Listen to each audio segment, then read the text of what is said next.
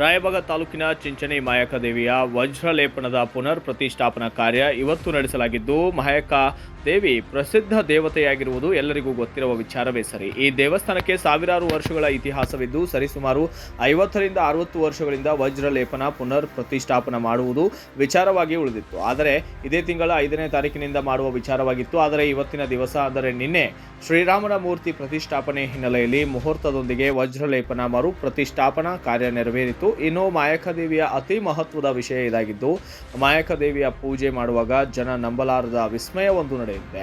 ಅದು ಏನೆಂದರೆ ನೇರವಾಗಿ ಸೂರ್ಯನ ಕಿರಣ ಪ್ರತಿಷ್ಠಾಪನದ ಮೇಲೆ ಬಿದ್ದಿತ್ತು. ಇವತ್ತು ಕಾರ್ಯಕ್ರಮದ ನಿಮಿತ್ತ ಭಕ್ತಾದಿಗಳಿಗೆ ರುಚಿಯಾದ ಪ್ರಸಾದ ಕಾರ್ಯಕ್ರಮ ಜರುಗಿಸಲಾಗಿದ್ದು, ಮುಂದಿನ ತಿಂಗಳು ಫೆಬ್ರವರಿ 24ರಿಂದ ಚಿಂಚಲಿ ಮಾಯಕ ಜಾತ್ರೆ ಪ್ರಾರಂಭವಾಗಲಿದ್ದು, ಜಾತ್ರೆ ಪ್ರತಿ ವರ್ಷದಂತೆ ಈ ವರ್ಷವೂ ಕೂಡ ಎಲ್ಲ ಭಕ್ತಾದಿಗಳ ಆಶೀರ್ವಾದದೊಂದಿಗೆ ಈಗ ಟ್ರಸ್ಟ್ ಕಮಿಟಿ ಮುಖಂಡರಾದಂತಹ ಜಿತೇಂದ್ರ ಜಾಧವ್ ದಾದಾ ಅವರು ನೇರವಾಗಿ ನಮ್ಮ ವಾಹಿನಿಯೊಂದಿಗೆ ಮಾತನಾಡಿದ್ದು ಈ ರೀತಿಯಾಗಿ.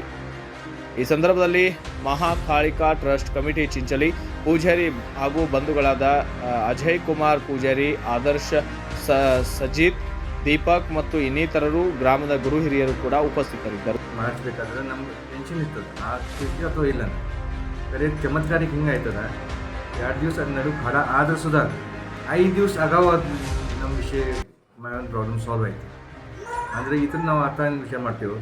ಹಿಂಗೆ ಯಾವತ್ತೂ ಅಂದ್ರೆ ಆಗಬೇಕಾದ್ರೆ ಇದು ಮನುಷ್ಯ ಮಾಡಿದ ಬೇಕಾರ ಅಲ್ಲ, ಸಾಕ್ಷಾತ್ ಮಾಯವ ಮಾಡ್ತಾನೆ.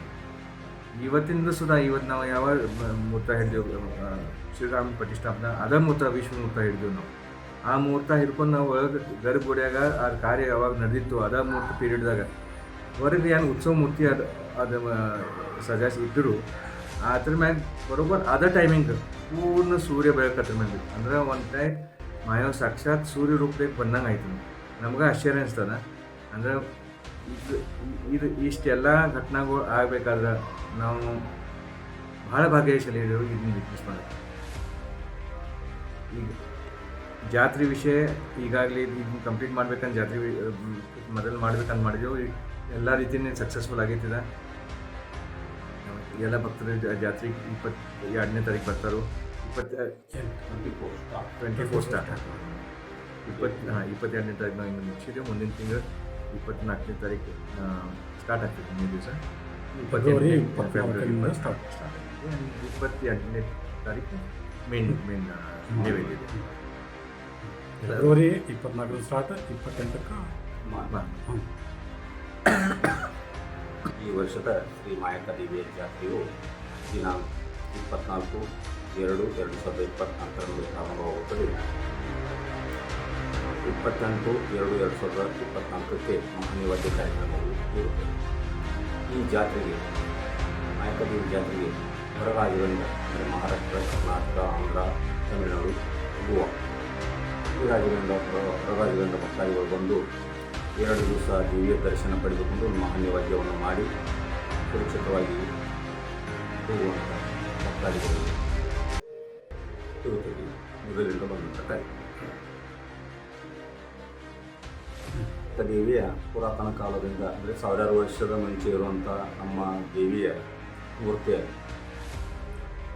ವಜ್ರಲೇಪನ ಕಾರ್ಯಕ್ರಮವು ಮಾಡಿರುತ್ತೇವೆ. ಈ ವಜ್ರಲೇಪನ ಕಾರ್ಯಕ್ರಮ ದೇವಿ ಶಕ್ತಿಯಿಂದ ಆದಷ್ಟು ಬೇಗನೆ ಮುಗಿದಿತ್ತು. ಇವತ್ತು ನಾವು ಅಯೋಧ್ಯದ ಶ್ರೀರಾಮ ಮಂದಿರದ ಉದ್ಘಾಟನೆ ಇದ್ದ ಕಾರಣ ನಮ್ಮ ದೇವಿಯ ಕಾರ್ಯಕ್ರಮವು ಇವತ್ತು ಮುಗಿದಿರುತ್ತದೆ.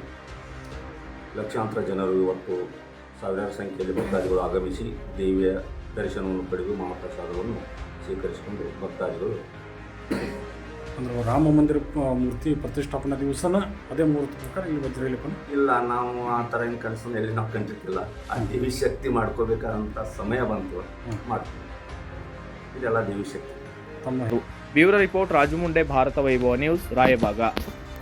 Thanks for watching. Read, discuss and debate with editor Dr. Yan Prashant Rao. Wanted reporters in print, digital and visual media for Bharat Vaibhav Daily Newspaper, BV News Channel and BV Fast Web News from all the talukas of Karnataka. If interested, send your resume to 9482633333.